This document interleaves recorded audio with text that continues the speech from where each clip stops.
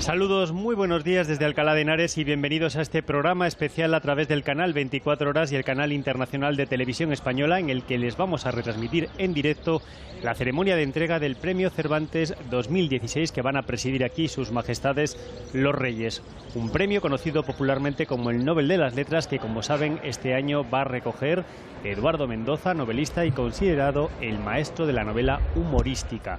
Un premio que en esta edición va a celebrarse hoy jueves y no el domingo por caer el día 23, precisamente en festivo. Vamos a hablar enseguida ya con Eduardo Mendoza, que se encuentra en este patio trilingüe que están viendo en pantalla, y en concreto con nuestra compañera Ana Romero. Ana, cuando queráis. ¿Qué tal? Buenos días a todos. Pues sí, estamos con Eduardo Mendoza. Eduardo Mendoza, enhorabuena por este premio. ¿Cómo se siente ahora que está a punto de subir a leer su discurso?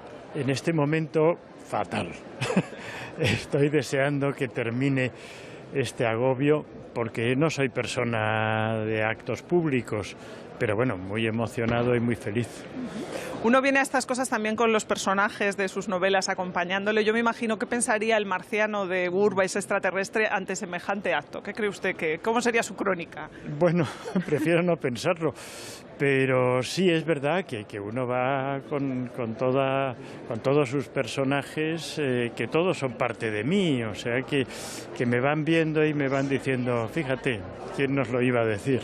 ¿Quién nos iba a decir cuando se instauró este premio, que precisamente fue el año de su publicación de su primera novela, de La verdad sobre el caso Savolta, de la que entonces se dijo que había abierto, se ha dicho ahora, el jurado dice que abrió una nueva etapa en la democracia, en la literatura a partir de la democracia? Usted decía que a veces se sentía que se había puesto el listón muy alto con esa novela, pero que le den un premio por el conjunto de su carrera, algo habrá hecho bien, ¿no? Hay que suponer que sí, no voy a llevarle la contraria al jurado. Ellos han decidido esto. Es verdad que la primera novela, por razones de oportunidad también, porque coincidió con un momento histórico importante, pues tuvo una relevancia que me ha pesado luego toda la carrera, porque inevitablemente siempre dicen la buena era la primera. Bueno, ¿qué le vamos a hacer? Pero al final estas cosas, pues bueno, significa que no me he equivocado, como pienso a veces cuando me despierto a medianoche y me digo todo ha sido un grave error. Bueno, pues no ha sido así. ¿Y su relación con Cervantes? ¿Hay una ligazón con él en el sentido del humor, en el uso de la novela que usted descubrió cuando la leyó por primera vez? ¿Qué destacaría de su relación con Cervantes? Bueno, tendríamos que dedicarle muchísimo tiempo. Precisamente de eso trata no el discurso, sino esto que voy a leer, que creo que es una lección dedicada a Cervantes. No será una lección, pero sí será unos comentarios a mi relación con Cervantes y especialmente con el Quijote, que ha sido pues intensa, porque cualquiera que lee el Quijote, y sobre todo si lo lee en una edad formativa, en la adolescencia, en la juventud, eso marca para toda la vida.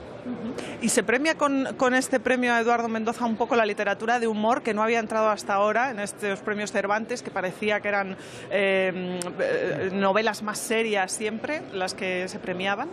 Yo quiero creer que sí, que es una forma de incorporar el humor a la literatura seria, que siempre ha sido. El Quijote, el Lazarillo son obras de humor y son en definitiva lo que queda. Pero por alguna razón, pues a la hora de dar premios siempre se busca algo más serio, más reflexivo, más filosófico. También no digo que haya que premiar siempre cosas de risa, pero bueno, recordar de vez en cuando el humor como parte de la literatura y de la ficción y de nuestra forma de estar en el mundo, creo que es importante. ¿Está preparando ahora alguna novela? ¿Tiene algo en mente? Sé que va a publicar estos días, precisamente con la Universidad de Alcalá, un libro sobre cómo le afectaron los textos religiosos en su infancia, ¿no? ¿Es algo así? Bueno, he escrito y se ha publicado ya, está ya... tengo los ejemplares en la mano, un recuerdo, unos comentarios, un libro breve sobre lo que era la enseñanza de la historia sagrada para los niños de aquella época, un libro de recuerdos más que otra cosa. Pues algo prepararé, pero ahora no voy a decir nada porque soy muy supersticioso. ¿Y nos puede decir qué va a dejar mañana en ese legado que hacen los autores, que se deja en el Instituto Cervantes, y por cuánto tiempo lo va a dejar esa caja secreta? Yo dije 20 años, no sé por qué, en la confianza de que dentro de 20 años, cuando se abra, yo no estaré presente, y lo que hay ahí pues es un secreto. Habrá que esperar 20 años. ¿Usted se imaginó alguna vez en esta situación, recibiendo este premio, esperando como está ahora los Reyes? No, jamás. Pues muchas gracias, Eduardo Mendoza, y que vaya muy bien la entrega del premio. Gracias. Muchísimas gracias. Ya están los Reyes. Muchas gracias, Ana. Eran las palabras de Eduardo Mendoza, que confesaba que en este día estaba un poco agobiado, pero al mismo tiempo emocionado y feliz por recibir este premio. Nos ha adelantado que ese discurso que va a pronunciar desde la cátedra estará centrado especialmente en su relación personal con Miguel de Cervantes. En la lectura del Quijote nos decía que es muy importante leer el Quijote, y especialmente si lo lees en una edad adolescente, decía Mendoza, pues marca para toda la vida. Sobre el futuro nos ha desvelado que está planeando escribir algo más, aunque decía que es supersticioso y que no nos lo va a desvelar.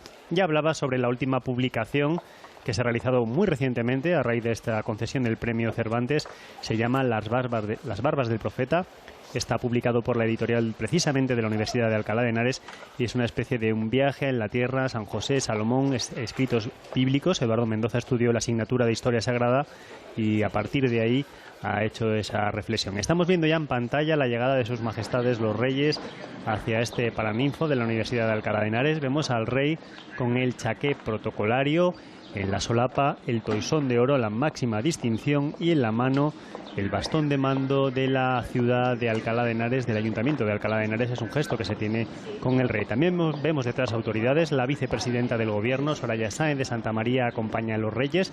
También vemos a Cristina Cifuentes, presidenta de la Comunidad de Madrid, y en esa amplia comitiva, a la derecha del rey, el ministro de Educación, Cultura y Deportes, don Íñigo Méndez de Vigo. También les acompañan el alcalde de esta ciudad universitaria de Alcalá, Javier Rodríguez, el rector de la Universidad de Alcalá, Fernando Galván, el secretario de Estado de Cultura, Fernando Benzo, y también el director general de Industrias Culturales y del Libro, don Óscar Sáenz de Santamaría. Vemos a los reyes ya en el patio de los filósofos, muy cerquita de donde se encuentra Eduardo Mendoza. Está en el patio trilingüe al que acceden en este mismo instante, y ya por esa galería se van a dirigir hacia este antiguo paraninfo de la Universidad de Alcalá, toda una obra del Renacimiento que les aconsejo pueden visitar en cualquier momento. Todo el conjunto histórico de esta ciudad de Alcalá es patrimonio de la humanidad declarado por la UNESCO y por tanto muy significativo y representativo de la historia de nuestro país. Vemos allá a los reyes a punto de saludar al premiado que ya les aguarda en la puerta de acceso. Vemos el saludo.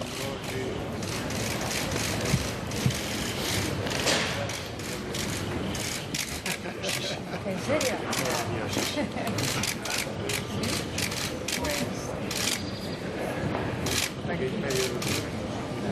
Veíamos a Eduardo Mendoza que comentaba a Su Majestad la Reina que está nervioso, y doña Leticia le decía que tenía que estar tranquilo y pues un día para disfrutar de la recompensa. También doña Leticia le decía a Eduardo Mendoza que estaba muy elegante. A continuación los reyes acceden al paraninfo y todo el mundo ocupará su lugar, don Felipe y doña Leticia, en la mesa presidencial, acompañados de las autoridades y el premiado frente a esa mesa para escuchar los distintos discursos.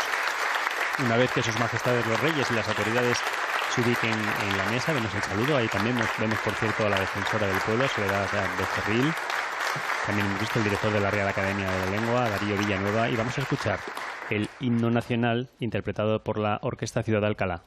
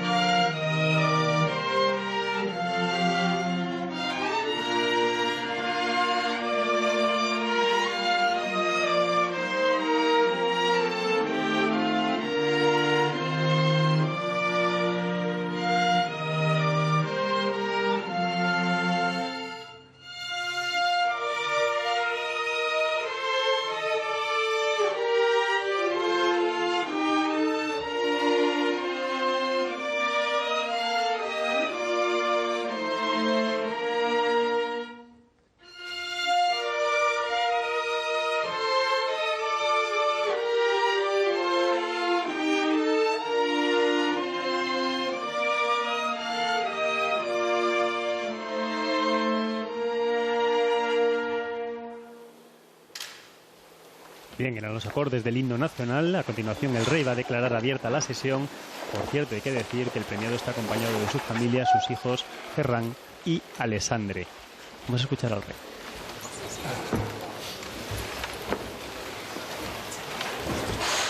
Se abre la sesión. Tiene la palabra don Íñigo Méndez de Vigo, ministro de Educación, Cultura y Deporte.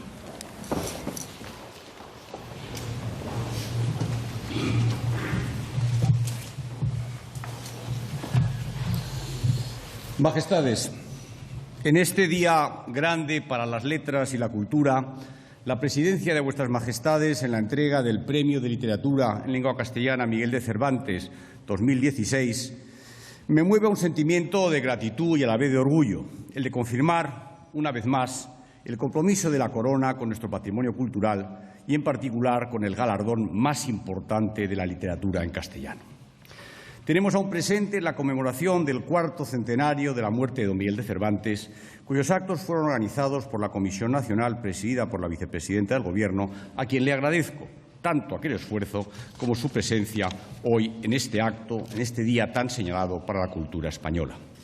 Deseo también dar la bienvenida a don Eduardo, a las autoridades y a los asistentes a este acto que nos reúne esta mañana en el Paraninfo de la Universidad de Alcalá, siempre ligada a lo mejor de las letras, siempre fecunda en historias y leyendas sobre sus alumnos más ilustres. Ahí va una.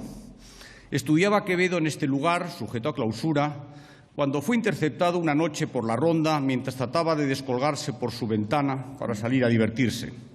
Al grito de «¿Quién va?», respondió al guarda aquel, el Quevedo colgante, el señor don Francisco de Quevedo, que ni sube ni baja ni está quedo. Es, pues, entre los muros de este mismo salón del Colegio San Ildefonso, en este torno cervantino, donde distinguimos desde 1976 a los mejores autores en lengua castellana, en un acto cargado también de simbolismo, pues homenajeamos, querido rector, al tiempo a nuestro escritor más universal y evocamos su recuerdo, su significado y su vigencia. El Premio Cervantes reviste de honores a los galardonados, de honores literarios, de honores culturales, e impone sobre su obra la aprobación, el beneplácito y hasta el entusiasmo de quienes han sabido ver en cada uno de los premiados el cariz cervantino que preside nuestra literatura y que sigue siendo fuente inagotable de inspiración. A los más de 40 escritores que han recibido hasta hoy el Premio Cervantes se suma hoy don Eduardo Mendoza Garriga. Extrañado y probablemente conmovido ante este reconocimiento, el extraterrestre GURB comparte desde hoy su extravío con el Benjamín Otálora de Borges, con el Juan Marés de Marsé, el Martín Marco de Cela, con el Filomeno a mi pesar de Torrente Ballester o con el Pedro de la sombra del ciprés desalargada de Miguel Delibes, y una suerte de jardín de ficciones donde habitan, comparten y entrelazan sus historias.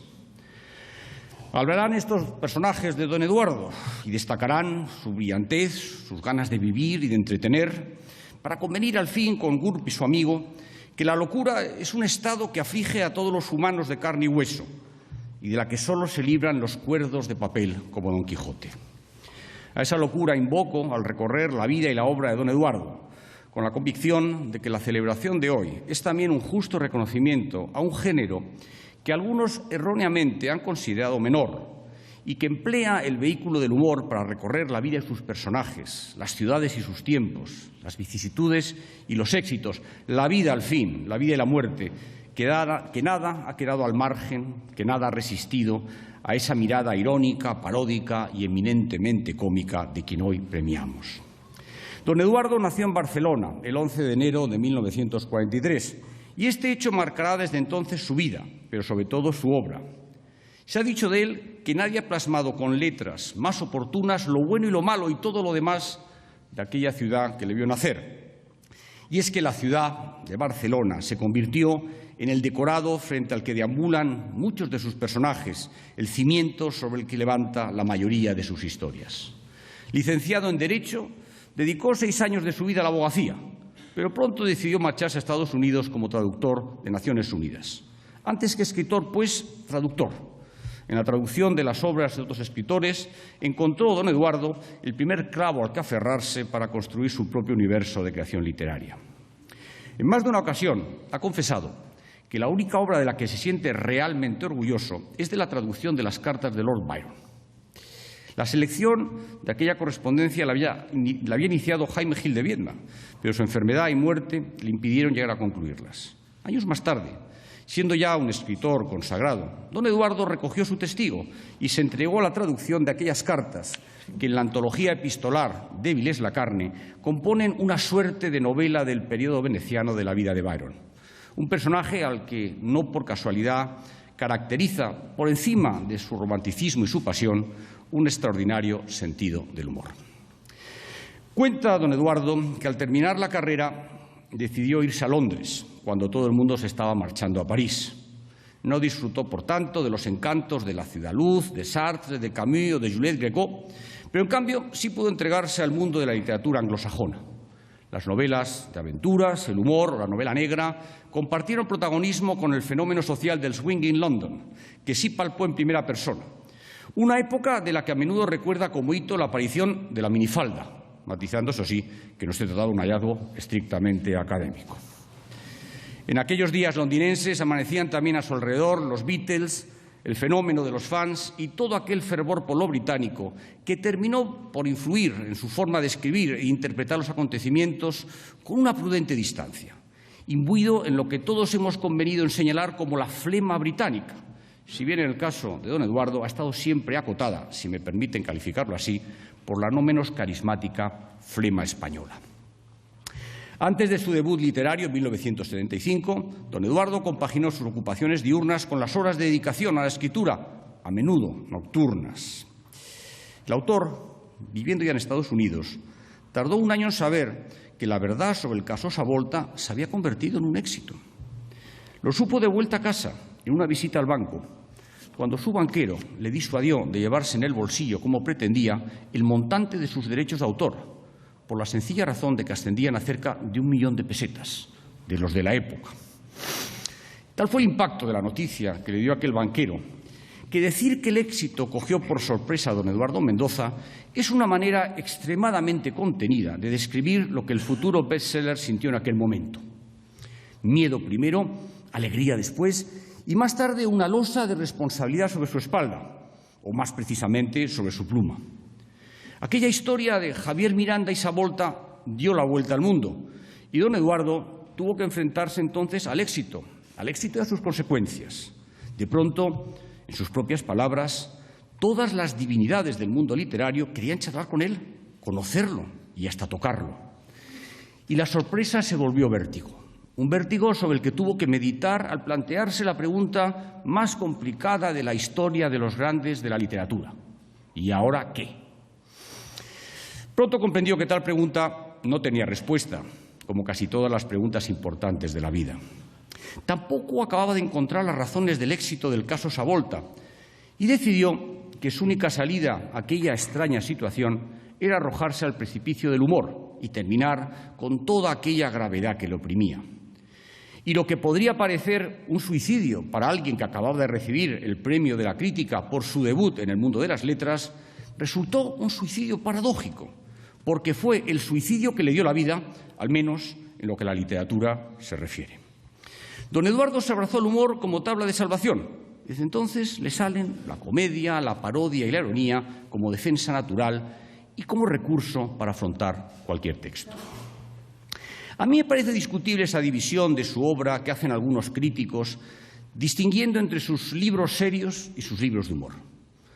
Parte de la grandeza de la prosa que hoy premiamos está en ese limbo en el que se mueven sus novelas, que hace imposible tomárselas totalmente en serio, pero todavía más imprudente sería tomárselas totalmente a broma. Es posible que su aportación más notable a las letras sea esa lección, que leer a un autor es un ejercicio entretenido en sí y que nada obliga al lector a catalogar lo que está leyendo según unos parámetros previamente establecidos. Acotar el genio de un autor es una pérdida de tiempo en la que a menudo se empeñan algunos, olvidando lo que sabiamente decía Ortega: todo esfuerzo inútil conduce a la melancolía. de aquel enjambre del caso Savolta, en el que todo parecía tener cabida, desde el rescate de las novelas de caballería hasta la reinvención de los relatos policíacos, salió don Eduardo con El misterio de la cripta embrujada, a donde llevó al extremo su parodia de la novela negra. ¿Recuerdan la desaparición de dos niñas en el mismo colegio y en parecidas circunstancias, pero con 6 años de separación entre ambos casos? Constituye el nudo que debe desatar el protagonista de la novela. Un loco del que no conocemos el nombre y al que las autoridades confían la resolución del caso a cambio de su libertad. La sombra de don Miguel de Cervantes está presente en la obra de Mendoza de forma tan evidente que un lector concienzudo del Quijote no podrá evitar esbozar una sonrisa al leerlo. Lo apreciamos especialmente en el comienzo del diálogo entre el protagonista y el jardinero del colegio en el que está centrando sus pesquisas. «Buenos días, nos de Dios», dije yo sin desalentarme por su hosca recepción. «¿Tengo por ventura el gusto de hablar con el jardinero de esta magnífica mansión?» Don Quijote, puro Don Quijote. El éxito de crítica y público ante las primeras desventuras de este delirante detective le dieron los ingredientes adecuados para continuar la saga, sin dejar de publicar entre tanto otras novelas, engrandeciendo la leyenda de su protagonista con El laberinto de las aceitunas, La aventura del tocador de señoras, El enredo de la bolsa y la vida y El secreto de la modelo extraviada. Todas ellas protagonizadas por un loco, a veces sospechosamente cabal, que recuerda a aquel desmemoriado del que hablaba Ramón Gómez de la Serna. Tenía tan mala memoria, que se olvidó de que tenía mala memoria y se acordó de todo. Entre tanta parodia policíaca, don Eduardo decidió rescatar un proyecto que había abandonado. Una de tantas novelas que los escritores dejan morir en el primer tercio, en una rutina que conocen bien quienes se dedican a las letras. Sin embargo, era esta una empresa especial.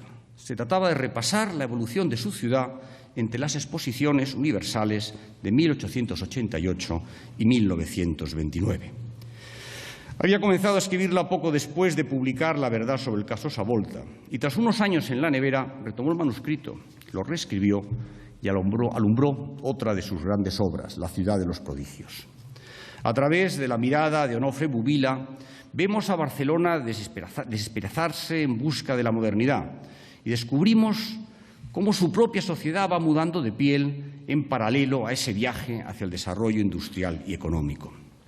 Esta obra, vinculada a la tradición de la novela picaresca y de la que Juan Benet vaticinó que sería uno de los pocos textos de la narrativa de entonces que permanecería en el futuro, transformó a don Eduardo en un autor de éxito internacional, otorgándole la crítica francesa el reconocimiento de libro del año. La prestigiosa revista Lire señalaba entonces: la importancia y la riqueza de la ciudad de los prodigios residen, sin ninguna duda, en esta inscripción tragicómica de destinos individuales en el interior de un destino colectivo. Al autor le sorprendió mucho que una obra sobre Barcelona pudiera interesar tanto en París, quizá porque aún no había calibrado bien lo que ocurriría tiempo después, cuando decidió perder a 2 extraterrestres por la misma ciudad sin noticias de GURB, sin esperar, una vez más, que su repercusión fuera más allá de la carcajada de un puñado de lectores españoles. Una aspiración a la baja, don Eduardo, que los hechos han corregido con severidad. Sin noticias de GURB se ha mantenido en el tiempo entre los libros más vendidos y se ha traducido ya al inglés, al francés, al italiano, al danés y al polaco. En todos estos países acompañan al protagonista a buscar a GURB a través de sus páginas sin que los localismos o las alusiones a hechos de actualidad hayan resultado impedimento para que la fiebre extraterrestre de la risa de Mendoza se extienda entre la gravedad dramática recurrente de la literatura contemporánea. Ambientada en la capital de España en los días previos a la Guerra Civil, Riña de Gatos le llevó a ganar el Premio Planeta en el año 2010 y supuso un nuevo hito en su carrera de escritor bestseller. Obras como La isla inaudita, El año del diluvio, Una comedia ligera, El último trayecto de Horacio II, Mauricio o las elecciones primarias, que algunos deberían leer hoy en día, El asombroso viaje de Pomponio Flato, han engrandecido nuestra narrativa moderna y han contribuido a abrir nuevas sendas al influir también en las generaciones de novelistas más jóvenes. En el conjunto de su obra brilla también la capacidad de don Eduardo para moverse en diferentes registros y géneros, alcanzando al teatro, el ensayo, los libros de relatos e incluso su labor como guionista en la adaptación al cine de algunas de sus novelas, como El año del diluvio. Todo don Eduardo Mendoza está barnizado por el humor. Lo explicaba él mismo hace algunos meses, tras conocer que había sido galardonado con el Premio Cervantes. Decía así: el humor está en mi ADN y no puedo forzar o violentar mi estilo o pretender que soy un maldito. En mi juventud todos queríamos ser malditos y algunos acabaron en maldecidos. Es precisamente en el humor, cumbre de toda inteligencia literaria, donde el autor barcelonés exhibe su condición de escritor cervantino, empleándolo como recurso con el que devolver al lector el placer de la lectura. Pero sería un error ver en los libros de don Eduardo una simple sucesión de risas y carcajadas, porque, como dejó escrito Jardiel Poncela, el humor, como toda planta ligera, tiene raíces profundas. Ese doble juego entre el ingenio y la ingenuidad de lo cómico lo descubrimos en muchos de sus personajes. En La cripta embrujada, el lunático protagonista detiene un taxi con el pulso acelerado ante los avances de su investigación. Lo cuenta así: yo paré un taxi que ya antes se había avizorado y, saltando dentro, dije al taxista: siga esos dos coches, soy de la secreta. El taxista me mostró una chapa. Yo también. ¿De qué rama? Estupefacientes, improvisé. ¿Cómo va lo de los trienios? Buen conocimiento de los funcionarios, don Eduardo, por cierto. En Sin noticias de GURB, el extraterrestre describe el incomprensible frenesí del tráfico de las grandes ciudades humanas. Las retenciones duran hasta el próximo fin de semana, de modo que hay personas desafortunadas y familias enteras que se pasan la vida yendo del campo a la retención y de la retención al campo sin llegar a pisar nunca la ciudad en la que viven. En La aventura del tocador de señoras, ambientada en la Barcelona de los años 90, don Eduardo detalla la deteriorada situación del manicomio. En palabras de su protagonista, la comida empeoró tanto que se podía ver a los estreptococos correr por la mesa huyendo de ella. Y hasta el televisor, otrora orgullo del centro, empezó por perder el color, la nitidez y el sonido y acabó emitiendo programas anteriores a 1966. Esta forma de salpicar de humor cada escena es también lo que ha visto el jurado de este premio en la obra del autor catalán. En la estela de la mejor tradición cervantina, leemos en el acta, posee una lengua literaria llena de sutilezas e ironía, algo que el gran público y la crítica siempre supieron reconocer. Esta aceptación sin contrapartidas también ha sorprendido a otro gran escritor, a don Javier Marías, que lo considera un caso excepcional en la literatura española, ya que a pesar de sus ventas masivas, de ser elogiado de manera constante por las reseñas más visibles, resulta ser un escritor al que sus colegas admiran profunda y confesamente. En opinión de Marías, la unanimidad en torno a don Eduardo Mendoza constituye un misterio insondable, un endemoniado enredo que pasará a los anales. La crítica y el público, pues, parecen de acuerdo en el buen camino de Eduardo Mendoza, que tal vez aspira al propósito vocacional que apostilló Mark Twain, al que Su Majestad, por cierto, citó ayer durante el almuerzo. Cumplamos la tarea de vivir de tal modo que cuando muramos, incluso el de la funeraria lo lamente. Sin duda, este premio Cervantes, Majestades, busca reconocer todos los aspectos de la carrera literaria del autor que he ido desgranando. El humor, hasta hace poco, ha estado mal valorado, ha dicho nuestro galardonado. Siempre se ha pensado, sobre todo en la novela, que se tenía que ser dramático. Y era inútil recordar que los grandes de la literatura, como Cervantes, Quevedo, Moratino, Dickens, eran grandes escritores de humor. Cínico y descreído, don Miguel Miura, uno de los renovadores del teatro cómico español, dejó escrita su sentencia sobre el género. Decía Miura: el humor es un género literario al que se suelen dedicar los poetas cuando la poesía no da lo suficiente para vivir bien. Si alguna verdad encerrase esta pequeña tragedia que relataba Miura, hoy es también un día de reparación. Es un día para situar al género humorístico en el lugar que le corresponde. Un día para recordar que, si bien la excelencia puede darse en cualquier género, el humor no es un arte menor.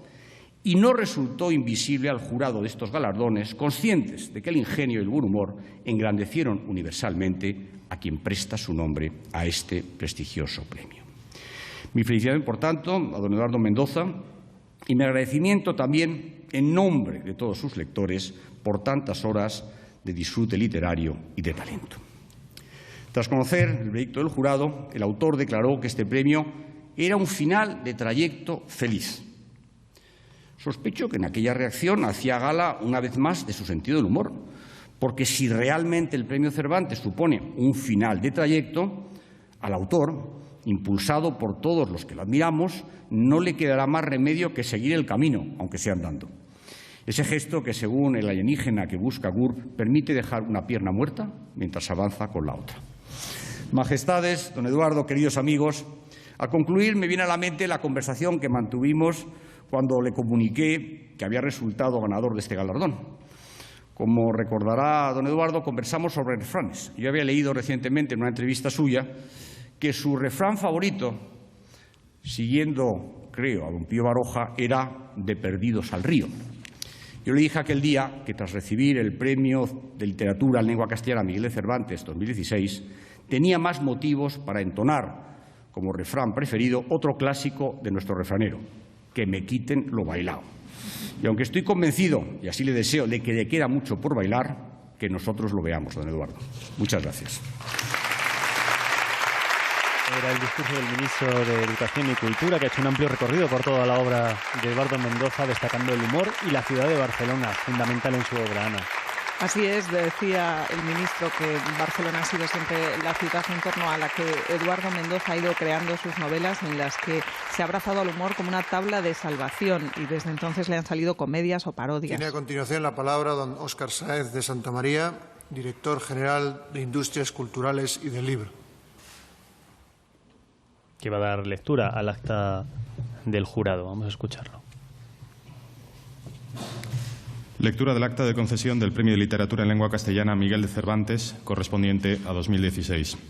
En Madrid, a las 11:15 horas del día 30 de noviembre de 2016, se reúnen en la sala de columnas del Ministerio de Educación, Cultura y Deporte los miembros del jurado del Premio de Literatura en Lengua Castellana Miguel de Cervantes, correspondiente al año 2016, convocado por orden ministerial ECD/308/2016 de 1 de marzo, BOE del 10 de marzo siguiente. Abre la sesión el secretario del jurado, don José Pascual Marco Martínez, director general de Industrias Culturales y del Libro, manifestando que mediante la concesión del Premio Miguel de Cervantes se rinde anualmente público testimonio de admiración a la figura de un escritor que, con el conjunto de su obra, haya contribuido a enriquecer el legado literario hispánico y que no podrá ser dividido ni declarado desierto ni concederse a título póstumo. A continuación propone, de acuerdo con el punto 4 de dicha orden, que se proceda a la elección del presidente del jurado. Tras la oportuna deliberación, se acuerda por unanimidad designar como presidente a don Pedro Álvarez de Miranda de la Gándara, representante de la Real Academia Española. El señor presidente declara constituido el jurado, que queda integrado por los siguientes vocales: doña Ana María Anafría Ramos, representante de la Academia Salvadoreña de la Lengua; don Antonio Sánchez Trigueros, a propuesta de la Conferencia de Rectores de las Universidades Españolas; doña Liliana Weinberg-Marchewski, a propuesta de la Unión de Universidades de América Latina; doña Luisa Castro Legazpi, a propuesta del director del Instituto Cervantes; don Fernando Rodríguez Lafuente, a propuesta del ministro de Educación, Cultura y Deporte; doña María Luisa Ciriza Coscolín, a propuesta de la Federación de Asociaciones de Periodistas de España; don Teodoro Rentería Arroyarre, a propuesta de la Federación Latinoamericana de Periodistas; doña Úrsula Asix Banks, a propuesta de la Asociación Internacional de Hispanistas. Secretario, con voz pero sin voto, don José Pascual Marco Martínez, director general de Industrias Culturales y del Libro. Secretaria de Actas, con voz pero sin voto, doña Mónica Fernández Muñoz, subdirectora general de Promoción del Libro, la Lectura y las Letras Españolas. Excusaron su asistencia don Juan Gontisoló Gay, autor galardonado en la edición de 2014, y don Fernando del Paso Morante, autor galardonado en la edición de 2015. A continuación, en su condición de órgano soberano para decidir todo lo relativo a la concesión del Premio Miguel de Cervantes, el jurado procede a examinar como trámite previo a la votación y fallo las candidaturas propuestas. Seguidamente se abre un turno de intervenciones sobre las diferentes propuestas y, después de un amplio intercambio de opiniones, el jurado procede a efectuar las correspondientes votaciones. Tras 4 sucesivas votaciones, resulta ganador por mayoría el Premio de Literatura en Lengua Castellana Miguel de Cervantes, correspondiente a 2016, don Eduardo Mendoza Garriga. Porque, con la publicación en 1975 de La verdad sobre el caso Savolta, inaugura una nueva etapa de la narrativa española en la que se devolvió al lector el goce por el relato y el interés por la historia que se cuenta, que ha mantenido a lo largo de su brillante carrera como novelista. Eduardo Mendoza, en la estela de la mejor tradición cervantina, posee una lengua literaria llena de sutilezas e ironía, algo que el gran público y la crítica siempre pudieron reconocer, además de su extraordinaria proyección internacional. Todos los miembros del jurado manifiestan su conformidad con lo anteriormente expuesto y firman en prueba de ello la presente acta, tras lo cual, a las 13:30 horas, se levanta la sesión. A continuación, rogamos al premiado se acerque para recoger el galardón de manos de Su Majestad el Rey. Bien, pues llega el momento más importante de la ceremonia y es la entrega de ese premio, esa medalla de que va a colgar Su Majestad el Rey.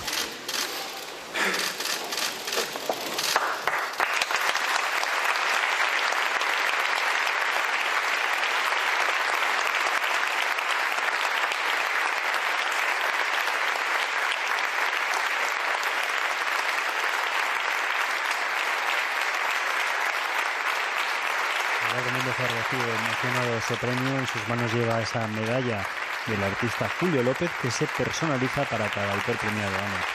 Sí, tenemos que esto tiene que ser realmente un momento muy emocionante para este hombre de 74 años, viudo desde hace 2 años, que había estado en las quinielas muchas veces, pero al que el hecho de escribir novelas de humor y el hecho también de ser muy leído dejaba para algunos fuera de los posibles premiados por el Cervantes. Lo cierto es que cuando se le concedió el premio hubo toda una corriente de simpatía y alegría también entre los lectores por este premio.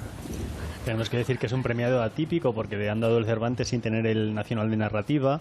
Ha recibido también el Kafka, es el primer... Tiene ahora la palabra nuestro ilustre galardonado, don Eduardo Mendoza.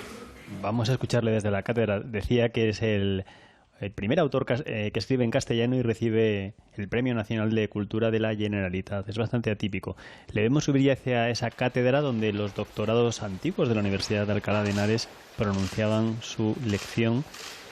Un sitio muy bonito y vemos los dos vanos a los lados donde se ubicaban los profesores. Vamos a escucharle.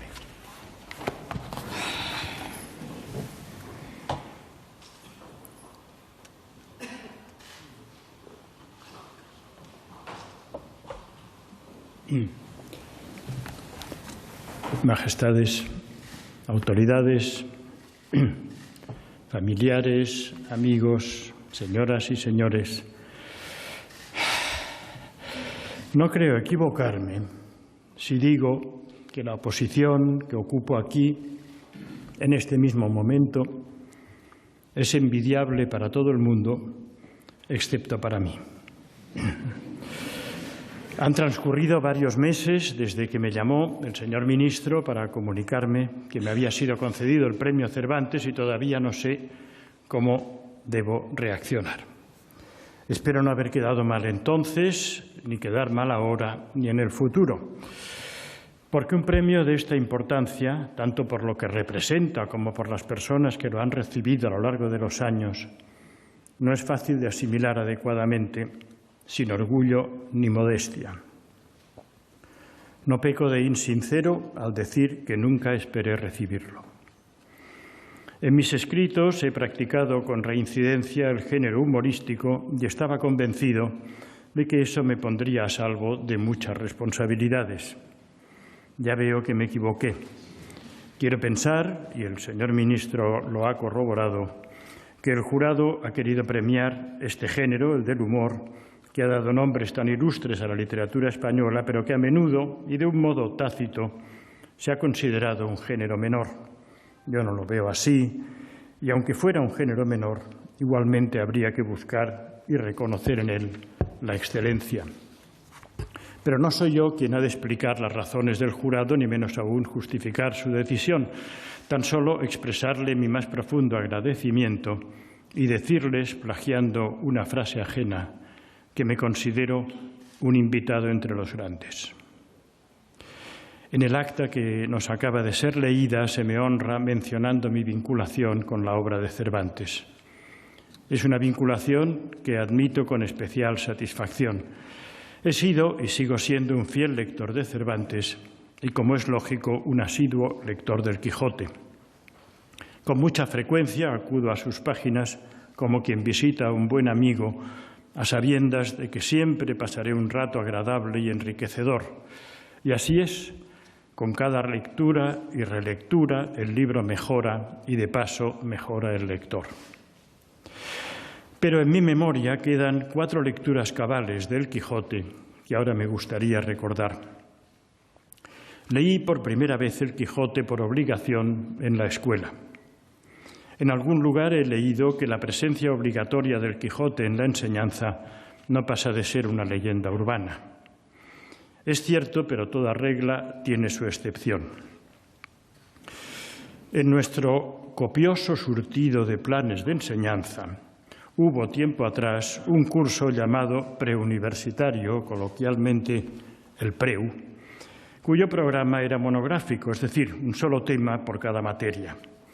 A los que hicimos preuniversitario el año académico de 1959-1960, nos tocó leer y comentar el Quijote, tanto a los que habíamos optado por el bachillerato de letras como por el bachillerato de ciencias. A diferencia de lo que ocurre hoy, en la enseñanza de aquella época prevalecía la educación humanística en detrimento del conocimiento científico, de conformidad con un lema entonces vigente que decía que inventen ellos. Las cosas cambian en función de la distancia. El suelo que ahora piso, cuando está lejos, se llama paisaje y cuando ya no está, se llama geografía. Del mismo modo, la abstracción que hoy llamamos humanidades, antes se llamaba humildemente curso de lengua y literatura. Y para mis compañeros de curso y para mí, aún más humildemente, la clase del hermano Anselmo. El colegio donde se encontraba esta clase era un edificio vetusto, de ladrillo oscuro, fresco en verano, muy frío en invierno, en una Barcelona muy distinta de la que es hoy. Por las ventanas se veían las 4 torres de la Sagrada Familia, tal como las dejó Gaudí, negras de hollín y felizmente dejadas de la mano de Dios. En la clase de literatura nos enseñaban algunas cosas que luego no me han servido de mucho, pero que me gustó aprender y me gusta recordar. Por ejemplo, la diferencia entre sinécdoque, metonimia y epanadiplosis. O que un soneto es una composición de 14 versos a los que casi siempre le sobran 10. Y allí, contra aquel fiero rebaño compuesto por 30 adolescentes sin chicas, que era la clase del hermano Anselmo, arremetió lanza en ristre don Alonso Quijano el Bueno, no sé si en la edición de Martí de Riquero, en la de Zamora Vicente, para la lectura, y para los que queríamos ir por nota, en la desmesurada edición de Rodríguez Marín. Porque de esto hace mucho y mi amigo, don Francisco Rico, aún no había alcanzado la edad de la razón. La verdad es que Don Quijote y Sancho no fueron bien recibidos. Nuestra imaginación literaria se nutría del coyote y hazañas bélicas, y nuestro Shangri-La eran las sesiones dobles del cine de barrio. Pero el siglo de oro, francamente, no. Hay que decir en nuestro descargo que en aquellos años que Juan Marsé llamó de incienso y plomo, la figura de Don Quijote había sido secuestrada por la retórica oficial para convertirla en el arquetipo de nuestra raza y el adalid de un imperio de fanfarria y cartonpiedra. También, solo o con Sancho, a pie o a caballo, se vendía a la gruesa en estaciones y aeropuertos y en muchos hogares estaba presente como cenicero, pisapapeles o apoyalibros. Malas tarjetas de visita para un aspirante a superhéroe. Pero entonces no se iba a la escuela a divertirse, sino a estudiar y a obedecer. Tampoco nos apetecía aprender de memoria los afluentes del Ebro. Y con el mismo entusiasmo que los afluentes del Ebro, emprendimos la lectura de lo que parecía ser una tortura dividida en 2 partes. Como es de suponer, de inmediato y casi contra mi voluntad, me rendí a su encanto. Curiosamente, lo que me fascinó entonces no fue la figura de Don Quijote, ni sus empresas y sus infortunios, sino el lenguaje cervantino. Desde niño yo quería ser escritor, pero hasta ese momento los resultados no se correspondían ni con el entusiasmo ni con el empeño. Las vocaciones tempranas son árboles con muchas hojas, poco tronco y ninguna raíz. Yo estaba empeñado en escribir, pero no sabía ni cómo ni sobre qué. La lectura del Quijote fue un bálsamo y una revelación. De Cervantes aprendí que con el idioma se podía hacer cualquier cosa. Relatar una acción, plantear una situación, describir un paisaje, transcribir un diálogo, intercalar un discurso o hacer un comentario sin forzar la prosa, con claridad, sencillez, musicalidad y elegancia. Apeáronse Don Quijote y Sancho y dejando al jumento y a Rocinante a sus anchuras pacer de la mucha hierba que allí había, dieron saco a las alforjas y sin ceremonia alguna, en buena paz y compañía, amo y mozo comieron lo que en ellas hallaron. No se puede dar una información más expresiva, con palabras más sencillas y una sintaxis más limpia. ¿Cuál no sería mi entusiasmo que traté de compartirlo con mi padre, hombre aficionado a la literatura? Mi padre me escuchó y me respondió que sí, que bueno, pero que era mejor Lope de Vega. Hasta en eso teníamos que disentir. Leí el Quijote de cabo a rabo por segunda vez unas décadas más tarde. Yo ya era lo que en tiempos de Cervantes se llamaba un bachiller, quizá un licenciado, lo que hoy se llama un joven cualificado y lo que en todas las épocas se ha llamado un tonto. Era anarquista, trotskista, existencialista, ignorante, inexperto y pretencioso. Llevaba el pelo revuelto y lucía un fiero bigote. Pero no había perdido el entusiasmo, seguía escribiendo con perseverancia, todavía con pasos aún inciertos, en busca de una voz propia. Como tenía otros modelos literarios de mayor graduación alcohólica, por decirlo de algún modo, como Dostoyevsky, Kafka, Proust y Joyce, en esa ocasión me atrajo sobre todo el caballero de la triste figura, su tenacidad y su arrojo, porque salvando todas las distancias, yo aspiraba a lo mismo que don Alonso Quijano, correr mundo, tener amores imposibles y deshacer entuertos. Algo conseguí de lo primero, en lo segundo me llevé bastantes chascos y en lugar de deshacer entuertos causé algunos más por irreflexión que por mala voluntad. Tampoco a Don Quijote le salen bien las cosas, también él se equivoca en el planteamiento. Cree seguir las normas de la caballería andante, pero es un hijo de Erasmo y de la Reforma. Para él no son las leyes humanas o divinas las que determinan su conducta, sino la ética personal. Cree defender a los débiles, pero defiende a los rebeldes y a los que luchan por la libertad, aunque sean delincuentes. Antepone sus deseos a la realidad y es, en definitiva, el paradigma del idealismo desencaminado, si esta expresión no es una redundancia. Poco importa, porque, como él mismo dice, la gloria de haber emprendido esta hazaña no la podrá oscurecer malicia alguna.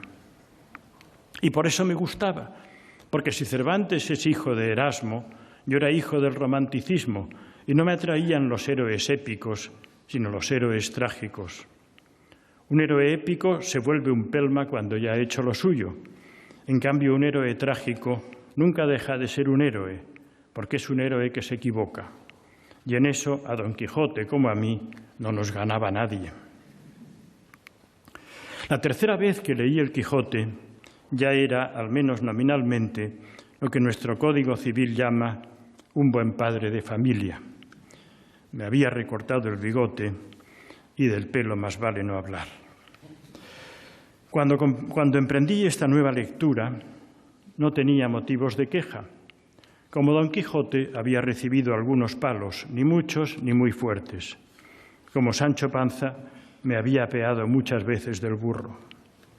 Pero había conseguido publicar algunos libros que habían recibido un trato benévolo de la crítica y una buena acogida del público. Hago aquí un paréntesis para decir que, sin quitarme el mérito ni la responsabilidad que me pueda corresponder, mucho debo al apoyo y sobre todo al cariño de algunas personas. Y creo que sería injusto silenciar a este respecto la contribución especial de dos personas a mi carrera literaria. Una es Pere Gimferrer, que me dio la primera oportunidad y es mi editor vitalicio y mi amigo incondicional. La otra es, por supuesto, Carmen Balcells, tantas veces presente en este Paraninfo y cuya ausencia hoy empaña la alegría de este acto. En aquella lectura del Quijote descubrí y admiré el humor que preside la novela. Lo que digo puede parecer una obviedad, pero a mi juicio no lo es. Cuando el Quijote vio la luz, sin duda fue recibido y leído como un libro cómico. Pero los tiempos cambian, y aunque el humor es el mismo, nuestra percepción de lo cómico ha cambiado. En este sentido, en la actualidad, el Quijote ha perdido buena parte de su comicidad. Visto desde mi perspectiva, los episodios jocosos no son muchos ni muy variados. Hay alguno espléndido, como el de los molinos de viento, pero el resto repiten un patrón convencional: confusión y paliza. Una parodia del estilo artificioso de las novelas de caballerías y varias intervenciones divertidas de Sancho completan el panorama. Nada de esto desmerecía a mis ojos la calidad de la obra ni rebajaba mi admiración, pero así era como pensaba yo. Lo que descubrí en la lectura de madurez fue que había otro tipo de humor en la obra de Cervantes, un humor que no está tanto en las situaciones ni en los diálogos como en la mirada del autor sobre el mundo. Un humor que camina en paralelo al relato y que reclama la complicidad entre el autor y el lector. Una vez establecido el vínculo, pase lo que pase y se diga lo que se diga, el humor lo impregna todo y todo lo transforma. Es precisamente el Quijote el que crea e impone este tipo de relación secreta, una relación que se establece por medio del libro pero fuera del libro, y que a partir de ese momento constituirá la esencia de lo que denominamos la novela moderna, una forma de escritura en la cual el lector no disfruta tanto de la intriga propia del relato como de la compañía de la persona que lo ha escrito. Aunque raro es el año en que no vuelva a picotear en el Quijote con la única finalidad de pasar un rato agradable y de levantarme el ánimo, lo cierto es que no lo había vuelto a releer de un tirón hasta que la cordial e inesperada llamada del señor ministro me notificó que me había sido concedido este premio y por añadidura en el 4º centenario de la muerte de Cervantes. Así las cosas, pensé que tenía el deber moral y la excusa perfecta para volver literalmente a las andadas. En esta ocasión seguía y sigo estando en términos generales satisfecho de la vida. De nada me puedo quejar e incluso he mejorado en algunos aspectos, por ejemplo, el de la salud. Antes padecía pequeños desarreglos impropios de mi edad y ahora estos desarreglos se han vuelto propios de mi edad.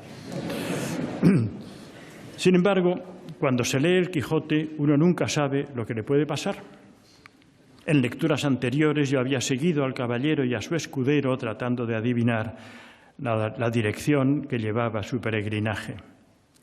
Esta vez, y sin que en ello interviniera de ningún modo la melancolía, me encontré acompañando al caballero en su camino de vuelta a un lugar de La Mancha, cuyo nombre nunca hemos olvidado, aunque a menudo lo hayamos intentado. Alguna vez me he preguntado si Don Quijote estaba loco o si fingía estarlo para transgredir las normas de una sociedad pequeña, zafia y encerrada en sí mismo. Aunque esta es una incógnita que nunca despejaremos, mi conclusión es que Don Quijote está realmente loco, pero sabe que lo está y también sabe que los demás están cuerdos y, en consecuencia, le dejarán hacer cualquier disparate que le pase por la cabeza. Es justo lo contrario de lo que me ocurre a mí. Yo creo ser un modelo de sensatez y creo que los demás están como una regadera y por este motivo vivo perplejo, atemorizado y descontento de cómo va el mundo. Pero en una cosa le llevo ventaja a Don Quijote, en que yo soy de verdad y él un personaje de ficción. Una novela es lo que es, ni la verdad ni la mentira. El que lee una obra de ficción y no se cree nada de lo que allí se cuenta, va mal, pero el que se lo cree todo, va peor.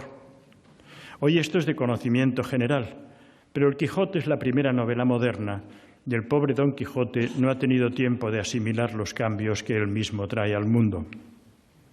Al contrario, él es el primer caso certificado de lector demasiado crédulo. No es raro que se haga un lío. Y así va hasta que un mal día, en la misma ciudad de Barcelona donde yo habría de descubrirlo unos cuantos siglos más tarde, Don Quijote visita una imprenta y allí descubre que en realidad es el protagonista de una novela. Y como ya no sabe qué hacer a continuación, da media vuelta y regresa a casa. Lo que tampoco sabe es que su breve periplo, de poco más de un mes, no ha sido en balde. Todo personaje de ficción es transversal, va de lector en lector sin detenerse en ninguno. Eso mismo hace Don Quijote. Exceptuando a Sancho, todos los personajes del libro están donde Dios los puso. Don Quijote es lo contrario, va de paso y atraviesa fugazmente por sus vidas. Generalmente les causa un pequeño trastorno, pero les paga con creces. Sin la incidencia atropellada de Don Quijote, hidalgos, venteros, labriegos, curas y mozas del partido reposarían en la fosa común de la antropología cultural. Gracias a Don Quijote, hoy están aquí con nosotros, tan reales como nosotros mismos y en algunos casos quizá un poco más. Esta es, a mi juicio, la función de la ficción, no dar noticia de unos hechos, sino dar vida a lo que de otro modo acabaría convertido en mero dato, en prototipo y en estadística.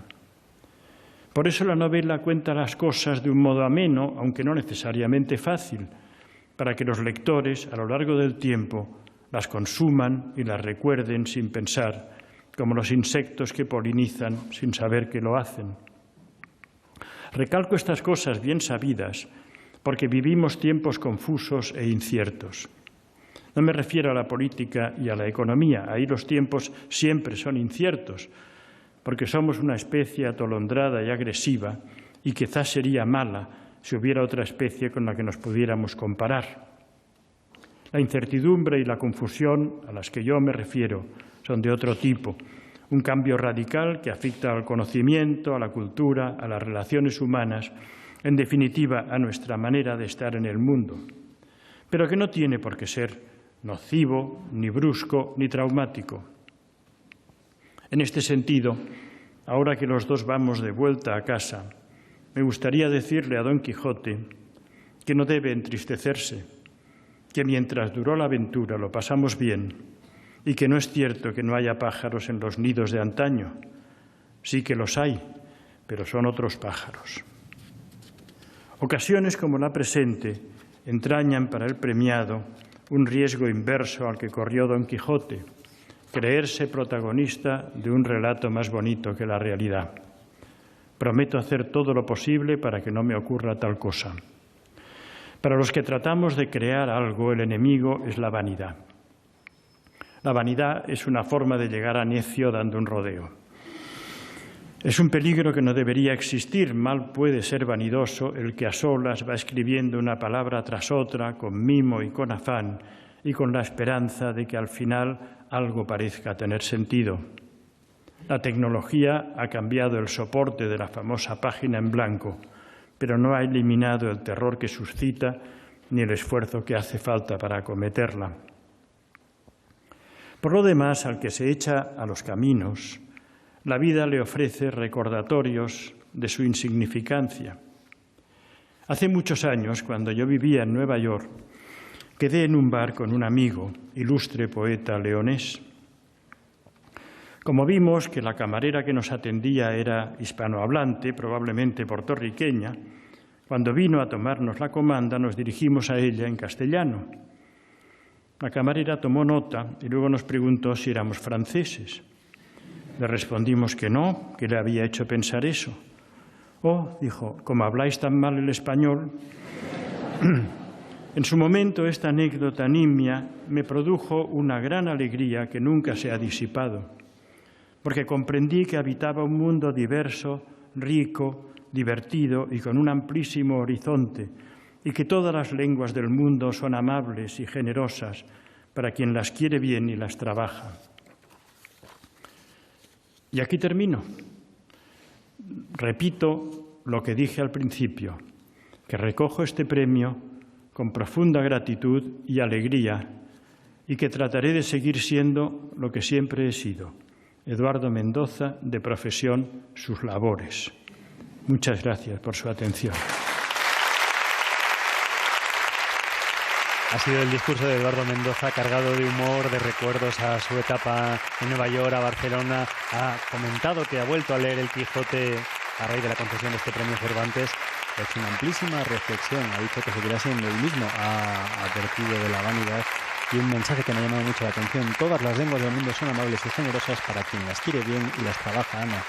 Sí, ha sido un discurso lleno de ese sentido del humor del que hace gala Eduardo Mendoza, que a veces dice de sí mismo que él a palo seco es muy aburrido y que es como un mochuelo, y que donde realmente se siente libre para resultar gracioso, divertido, es cuando escribe.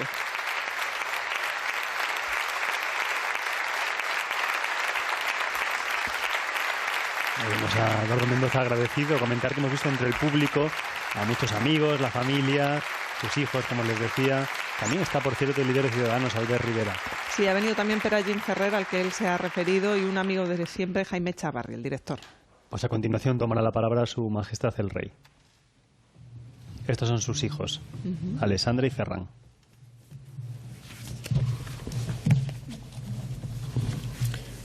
Señora Vicepresidenta del Gobierno, señora Presidenta de la Comunidad de Madrid, señor Ministro de Educación, Cultura y Deporte, rector magnífico de la Universidad de Alcalá, alcalde de Alcalá de Henares, secretario de Estado de Cultura, director general de Industrias Culturales y del Libro, querido premiado Eduardo y familia, autoridades, académicos, señoras y señores.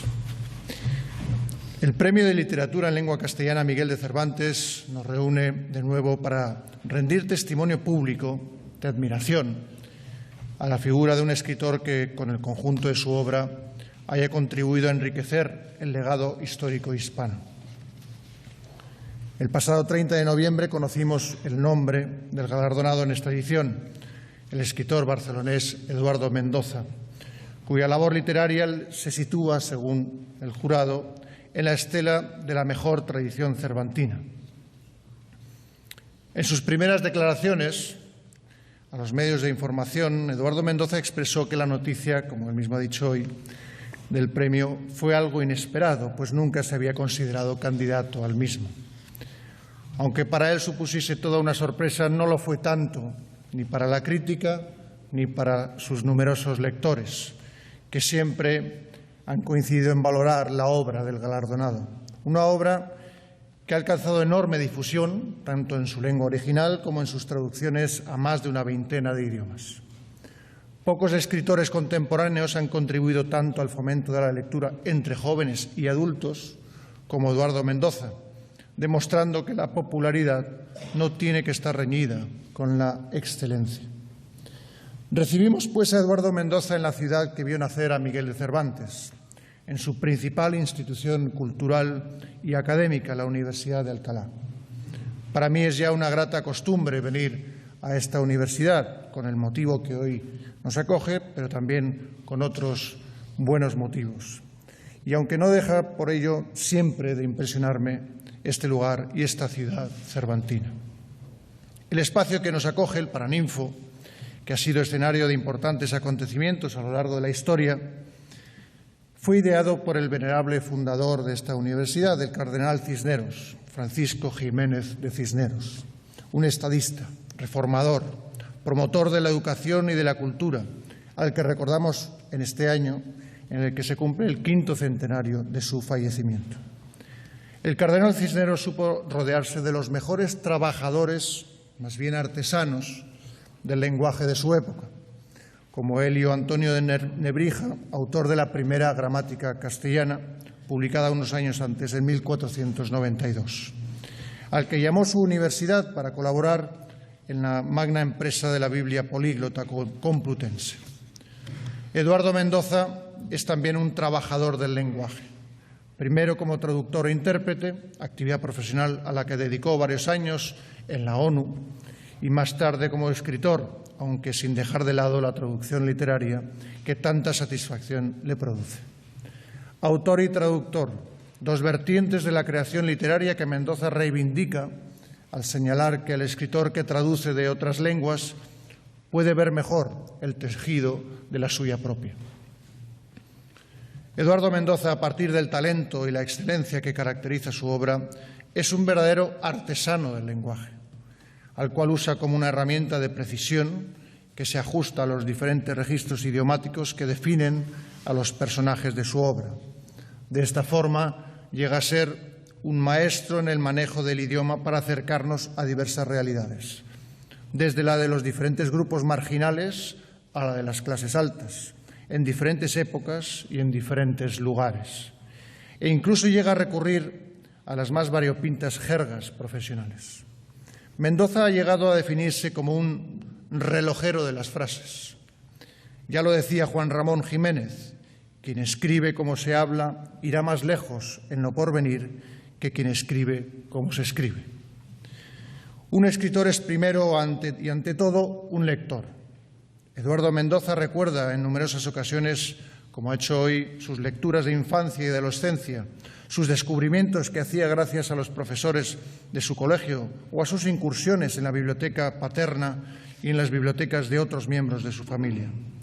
Los clásicos españoles y universales, las novelas de aventuras y los tebeos conviven de forma natural en el acervo cultural de aquel muchacho que vivía en la Barcelona de los años 50 y primeros años 60 del siglo pasado.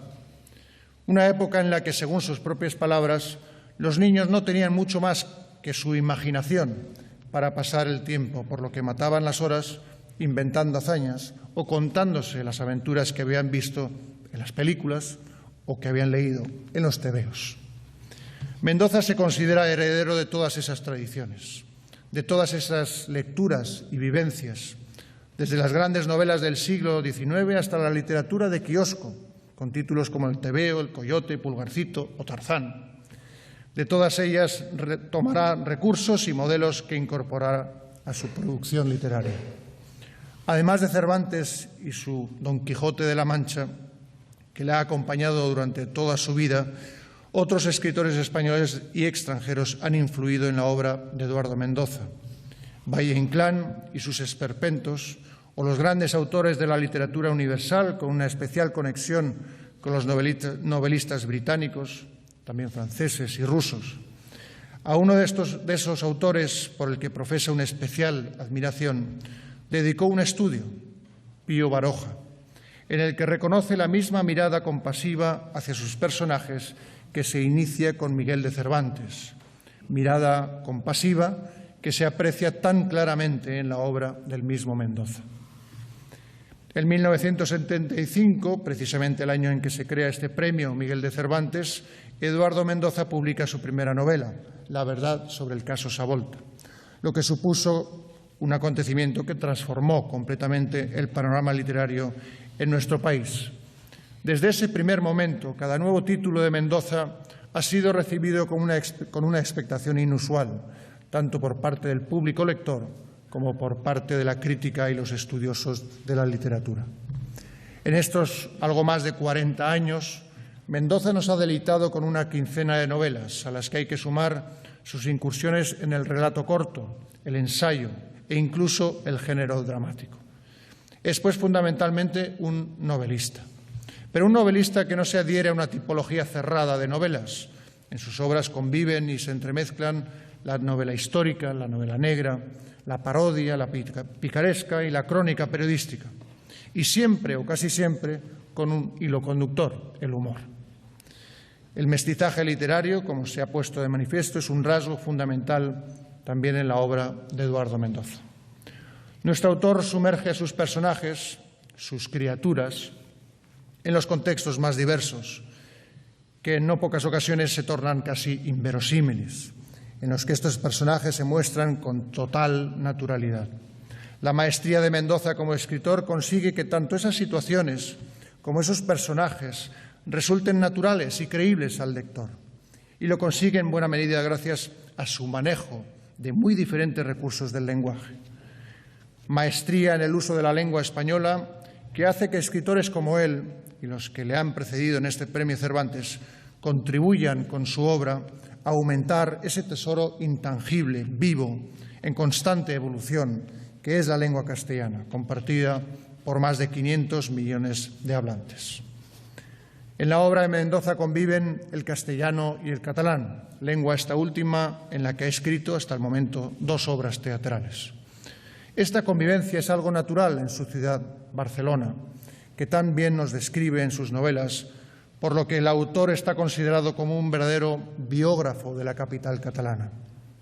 Desde la época de la Exposición Universal de 1888 hasta la actualidad, pasando por los convulsos inicios del siglo XX, la posguerra o por momentos anteriores a los Juegos Olímpicos del 92.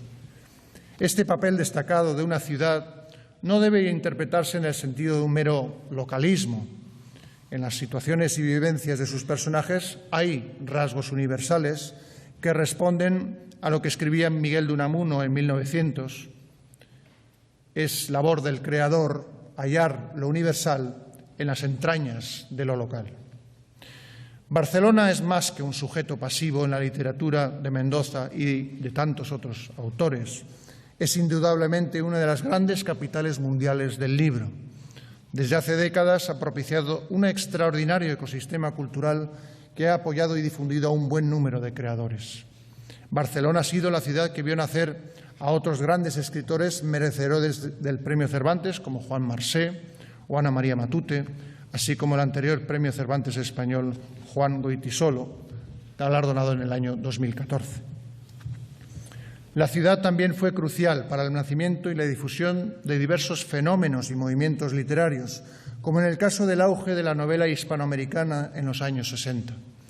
Este ecosistema cultural barcelonés ha sido posible gracias a la labor de muchos profesionales, desde los agentes literarios, y aquí quiero recordar especialmente también a Carmen Marcels, a quien Mendoza siempre cita con gratitud y con gran cariño, hasta los que componen el innovador tejido industrial y empresarial del sector del libro barcelonés, artes gráficas, editores, libreros y distribuidores. Barcelona es también un lugar fundamental en las andanzas de Don Quijote, relatadas en la segunda parte de la obra cervantina. En Barcelona, Don Quijote verá el mar por primera vez, espaciosísimo y largo, decía. Conocerá cómo funciona la imprenta, como ha dicho el propio Mendoza, y sobre todo vivirá en sus playas la aventura que más pesadumbre le dio, ser derrotado en torneo por el caballero de la Blanca Luna, que no era otro que el bachiller Sansón Carrasco. A lo largo de muchas generaciones, Don Quijote y Sancho Panza han provocado la risa de sus lectores, aunque también compasión. Eduardo Mendoza fue, desde muy joven, uno de esos lectores seducidos por las aventuras de Don Quijote, y la influencia de la primera novela moderna puede apreciarse claramente en la narrativa de Mendoza, cuyos personajes concitan, asimismo, sentimientos de hilaridad y de compasión. El azar, o los designios de los hados literarios, ha querido que Eduardo Mendoza obtuviese el Premio Cervantes el mismo año en que se cumplían 400 años de la muerte del genial escritor alcalaíno. El año 2016 ya finalizó, pero como dije en el acto de clausura del año cervantino, seguimos celebrando la vida de Miguel de Cervantes, pues sigue viva su obra y siguen vivos su influencia y sus valores.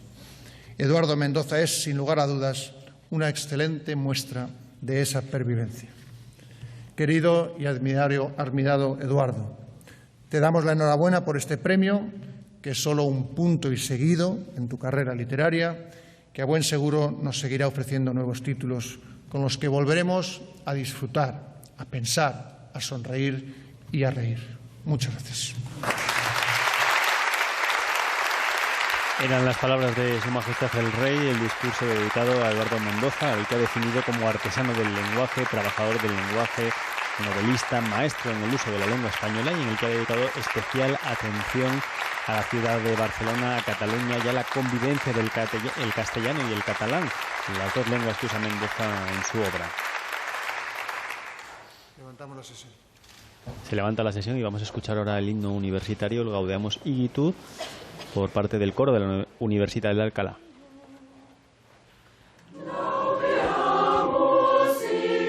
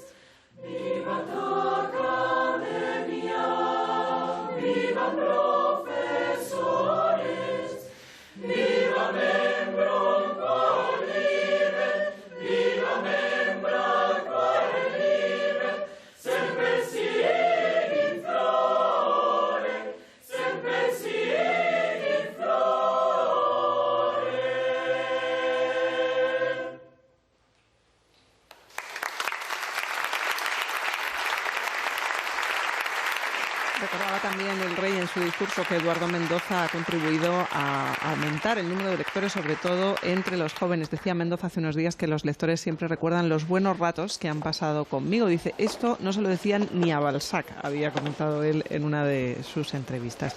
Pero siempre se ha movido por la sencillez, la elegancia y otra cosa que él llama el buen rollo, que es lo que dice que comparte con Cervantes, con el que comparte también esos personajes un poco quijotescos, que han sido, por ejemplo, el extraterrestre Gurb o ese detective sin nombre aficionado a la Pepsi Cola que aparecía en El misterio de la cripta embrujada y que ha protagonizado 5 novelas de Eduardo Mendoza, que, por cierto, Alejandro ha dicho que está preparando otra novela seria con la que quiere despedirse. Esto lo comentaba en una entrevista en La Vanguardia. Sí, estamos viendo ahora en directo la imagen de los Reyes con Eduardo Mendoza. Se dirigen ya hacia el patio de los filósofos, acompañado de autoridades y familia. Están charlando ya distendidamente para esa foto, para el recuerdo habitual en este acto. Comentabas eso, que Eduardo Mendoza te decía que era supersticioso, no quería comentarnos nada, pero vamos, ha dado por hecho que habrá una nueva novela, habrá una nueva creación después de este premio Cervantes, que podemos decir que le ha motivado aún más si cabe, porque se le ve muy satisfecho y contento, con cara de felicidad, no es para menos. Y después de este discurso en el que ha reivindicado tanto la figura y la obra del humor de Cervantes, seguramente que la lectura de Cervantes le habrá vuelto a inspirar una vez más para la creatividad. Vemos ahí al resto de autoridades felicitando a Eduardo Mendoza, en este momento la vicepresidenta Soraya Sáenz de Santamaría junto al ministro de Educación, Íñigo Méndez de Vigo. También los Reyes saludando a los hijos de Eduardo Mendoza.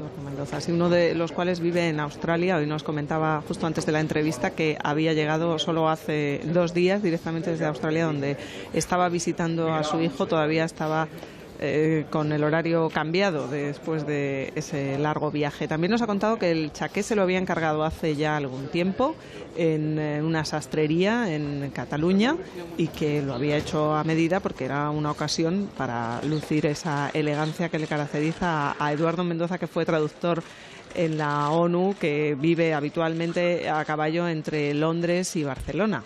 Sí, la ciudad de Barcelona sin duda ha sido muy protagonista en todos los discursos. Bueno, no obstante, decía el rey que está considerado biógrafo, Eduardo Mendoza, de la capital catalana, donde transcurren buena parte de todas sus novelas. Su vida nació allí y también es significativo porque es de los pocos escritores catalanes que tienen prácticamente toda su obra en castellano. Alguna obra de teatro escrito en catalán, también lo recordaba don Felipe en esa intervención. Sí, también le pasaba a Juan Marsé, que también ganó el Cervantes, Ana María Matute. De ambos hablaba Eduardo Mendoza cuando le preguntaban por este mismo asunto que tú comentabas ahora. Para ellos, decía, era natural hablar en catalán cuando estabas en el patio del colegio, hablar en castellano cuando estabas aprendiendo, y escribir en castellano se había convertido en algo normal. Siempre se ha caracterizado Eduardo Mendoza por la normalidad en el uso de las 2 lenguas, algo que ha destacado también el rey. Sí, de hecho, Eduardo Mendoza es el 4º escritor catalán que recibe y gana el Cervantes. Antes lo hicieron Ana María Matute, Juan Marsé y Juan Goytisolo. Lo vemos ya a Alfredo Rodríguez, jefe de protocolo de la Casa Real, ubicando a las autoridades para esa foto de familia. Entre ellas, pues el secretario de Estado de Cultura. Tenemos también al rector de la Universidad de Alcalá, la presidenta de la Comunidad de Madrid, sus majestades los reyes, el premiado, junto a su primera esposa,